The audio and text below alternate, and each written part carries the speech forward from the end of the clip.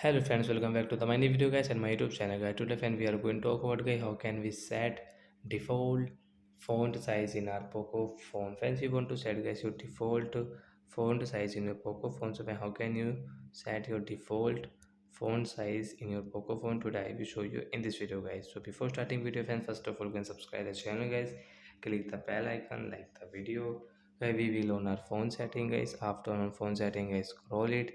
Friends, you can see guys your phone display setting guys, tap here, again scroll, click on guys this text size guys. You can set your default text size from here, means default font size guys you can set from here, means small, and guys you can see small size means, and large guys means medium size guys. You can say guys the default size guys, you can check friends.